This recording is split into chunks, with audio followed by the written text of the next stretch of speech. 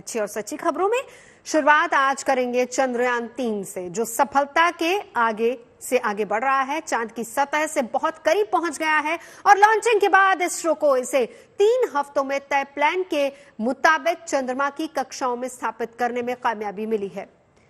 आज ये चंद्रमा की 5वीं कक्षा में प्रवेश कर गया और अब इसके प्रोपल्शन मॉड्यूल और लैंडर मॉड्यूल के अलग होने का वक्त भी आ गया है। कल दोनों को अलग होना है और 23 अगस्त को चंद्रमा के दक्षिणी ध्रुव पर इसकी लैंडिंग के साथ ही भारत के नाम एक बड़ा कीर्तिमान हो सकता है, क्योंकि दक्षिणी ध्रुव तक अभी तक कोई भी देश नहीं पहुंच पाया।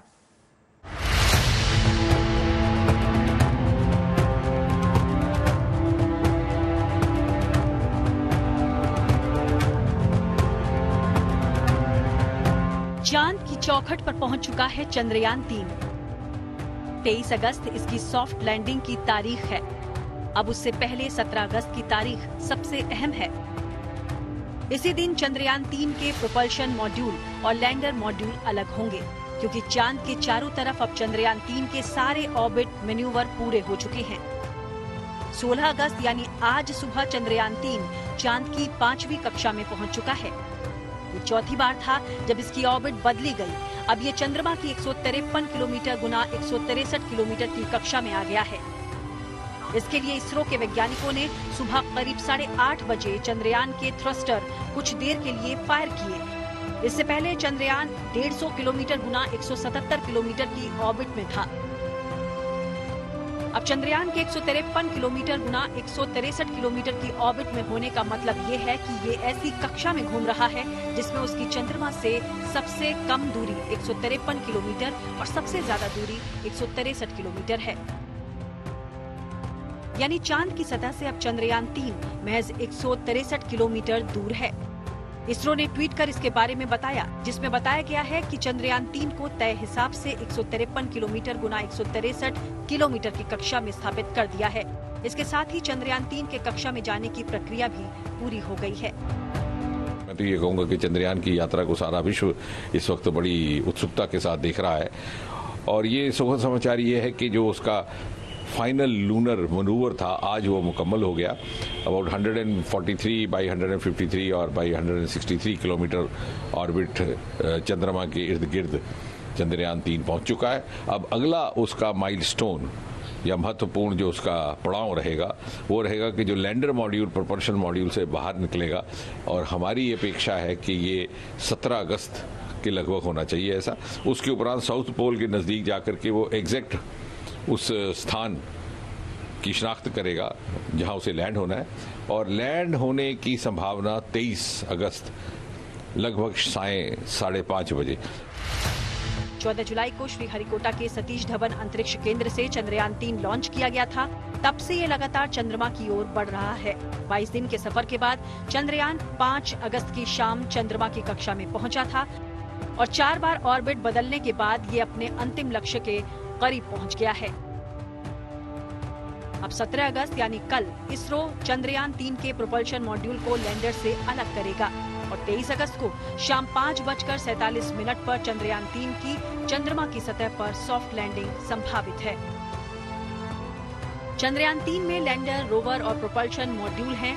लैंडर और रोवर चांद के साउथ पोल पर उतरेंगे और 14 दिन का प्रयोग करेंगे। प्रोपल्शन मॉड्यूल चंद्रमा की कक्षा में रहकर धरती से आने वाले रेडिएशंस का अध्ययन करेगा। लैंडर और रोवर चांद पर पानी की खोज करेंगे। सारा विश्व इसलिए भी देख रहा है कि बहुत सारे फॉर द फर्स्ट टाइम हमारे निष्कर्ष निकलने वाले हैं। चंद्रयान-1 था जिसने चंद्रमा की धरती पर पानी अथवा जल की उपस्थिति क्या प्रमाण लाया था, जो कि अमेरिकन स्पेस मिशन अभी तक नहीं ला पाए थे। हालांकि नील आर्मस्ट्रांग वहां पे जाके लैंड भी हुए थे स्वयं व्यक्तिगत तौर पर। दूसरा चंद्रयान-3 जो कि साउथ पोल पर लैंड होने वाला है, जहां पर छोटे छोटे क्रेटर्स ऐसे लगता है कि पाए जाते हैं पानी के, तो हो सकता है कि वहाँ प्रयोग करना और अधिक संभव हो। तो पानी का अस्तित्व, ऑक्सीजन का अस्तित्व और साथ ही साथ उसके साथ हाइड्रोजन का अस्तित्व, ये कहीं ना कहीं मानव जीवन की संभावना के साथ जुड़ता है, प्रत्यक्ष अथवा अप्रत्यक्ष रूप से। उस स्तर पर भी इसका अनुसंधान करने के लिए हमें कुछ और नए इनपुट्स मिलेंगे और इसके अतिरिक्त चांद की धरती पर इन सिटू जो प्रयोग होंगे, एक्सपेरिमेंट्स होंगे, उनके नतीजे, उनके निष्कर्ष न केवल भारतीय संस्थानों को बल्कि नासा जैसे प्रीमियर संस्थानों को भी उपलब्ध रहेंगे। अब दुनिया भर की नजरें 23 अगस्त पर टिकी हैं, क्योंकि इसी दिन चंद्रयान 3 को चांद की सतह पर लैंड करना है। अब तक अमेरिका, रूस और चीन ही चांद तक पहुंचे हैं और चंद्रयान 3 की लैंडिंग के बाद चांद पर पहुंचने वाला भारत दुनिया का चौथा देश हो जाएगा। लेकिन इसके साथ ही भारत के नाम एक और कीर्तिमान दर्ज हो जाएगा, क्योंकि दक्षिणी ध्रुव पर लैंड करने वाला ये दुनिया का पहला देश होगा। इसरो की कामयाबी चांद तक ही सीमित नहीं रहने वाली, अब उसकी नजर सूरज पर भी है। चंद्रमा पर तीसरा चंद्रयान भेजने के बाद अब इसरो की सूर्य मिशन की तैयारी पूरी हो गई है। बेंगलुरु के URSC में आदित्य L1 सैटेलाइट को बनाकर श्रीहरिकोटा भेजा गया है। Aditya L1 mission Satish Dhawan space centre में रखा गया है, जहां इसे रॉकेट में लगाया जाएगा। जल्द ही हमें आदित्य L1 मिशन की लॉन्चिंग की खबर भी मिल सकती है, जिसे लोग सूर्ययान भी कह रहे हैं। आदित्य L1 भारत का पहला सोलर मिशन है। ये स्पेसक्राफ्ट सूरज के करीब नहीं जाएगा, बल्कि ये धरती से करीब 15 लाख किलोमीटर दूर स्थित पॉइंट पर तैनात होगा, जहां से वो सूरज का अध्ययन करेगा। Bureau report, good news today. Chandrayaan 3 कामयाबी के साथ चांद की सतह के करीब तक पहुंच चुका है और अब सारी दुनिया की नजर इसकी लैंडिंग पर है। और इसको लेकर इसरो के पूर्व वैज्ञानिक मालस्वामी अन्नादुरई का क्या कहना है, वो सुनवाते हैं आपको। I think now the propulsion system will say goodbye to the lander. Tomorrow it will separate the lander, and the lander will have its own first initial checkups because many systems, as of now, propulsion system has taken that. But the four thrusters, main thrusters, which will enable the lander to have a smooth and soft landing, secured landing on the lunar surface, that need to be tested. And other sensors thing also, to some extent, have been tested all along. But now the major thing is the thruster needs to be tested, and then it will take its own course to go for the near 100 to 30 kilometer orbit. From there, I think August 23rd early morning, the maneuvers will start. आगे बढ़ते हैं, अब बात करते हैं हिमाचल प्रदेश और उत्तराखंड की, जहां भारी बारिश, लैंडस्लाइड, बादल फटने जैसी घटनाओं ने बड़ी मुसीबत खड़ी कर दी है, जिसके बाद जिंदगी बचाने की जद्दोजहद तेज हो गई है। हिमाचल प्रदेश के कांगड़ा में तो बाढ़ के बीच बड़ी संख्या में लोग फंस गए। उन्हें सुरक्षित निकालने के लिए रेस्क्यू टीम ने जी जान लगा दी। उत्तराखंड के रुद्रप्रयाग में भी फंसे लोगों को निकालने के लिए रेस्क्यू ऑपरेशन चलाया जा रहा है।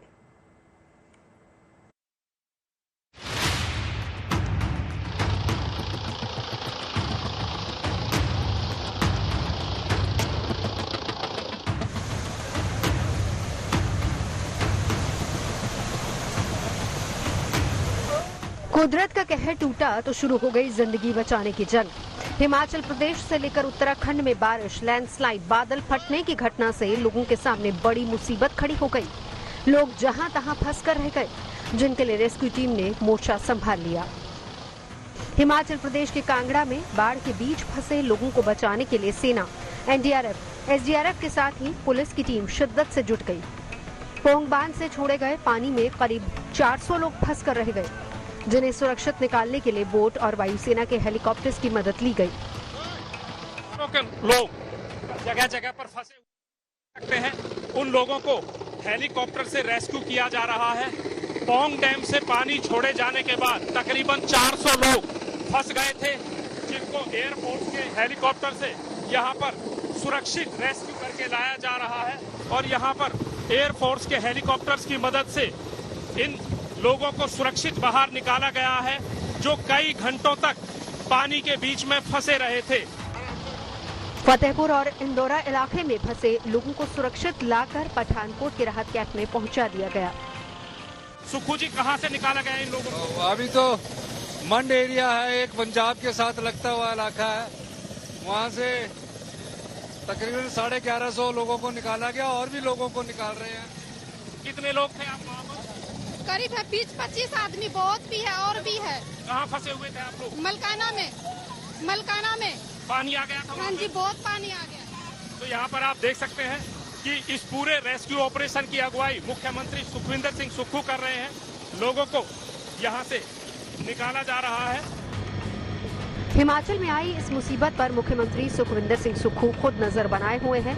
उन्होंने कुदरती आफत को लेकर हवाई सर्वेक्षण भी किया। मुख्यमंत्री सुखविंदर सिंह सुक्खू हमारे साथ मौजूद है। सुखविंदर जी, इस तरह की तबाही क्या आपने अपने जीवन काल में कभी देखी? नहीं, इससे पहले कभी मैंने ऐसी तबाही नहीं देखी है। और मैं कह सकता हूँ कि जिस प्रकार की तबाही का मंजर इस बरसात में आया है, 50 साल में ऐसी तबाही का मंजर जो अपने 50 साल का जीवन काल पूरा कर चुके हैं, उन्होंने भी कभी नहीं देखा होगा। मौसम विभाग का जो अलर्ट है वो अभी भी कह रहा है कि अगले 24 घंटे हिमाचल के लिए भारी हो सकते हैं। तो एहतियात के तौर पर क्या कदम आप लोगों ने उठाए हैं? देखिए, ये 8 जून को हमने पहले डिजास्टर मैनेजमेंट की बैठक की थी। सभी प्रकार के एहतियात के कदम हमने उठा रखे हैं और इसमें कोई दो राय नहीं है कि जहां जहां एहतियात के कदम उठाए हैं, सब जगह एहतियात के कदम उठाए हैं, लेकिन कई जगह यहाँ क्लाउड बर्स्ट हो जाता है, वो ना प्रशासन के हाथ में होता है और ना ही मेट्रोलॉजिकल डिपार्टमेंट ये प्रिडिक्ट कर सकता है कि यहाँ क्लाउड बर्स्ट होगा। लोगों को किसी तरह की परेशानी ना हो, इसका प्रशासन पूरा ख्याल रख रहा है। और जो लोग रेस्क्यू किए जा रहे हैं उनकी सहूलियत के लिए रिलीफ कैंप्स भी एस्टैब्लिश किए गए हैं। इवैक्यूएशन पॉइंट्स उनके लिए ट्रांसपोर्ट की व्यवस्था भी की गई है। खाने पीने रहने का जो इंतज़ाम है वो भी अलग अलग जगह पर जो है वो किया जा रहा है।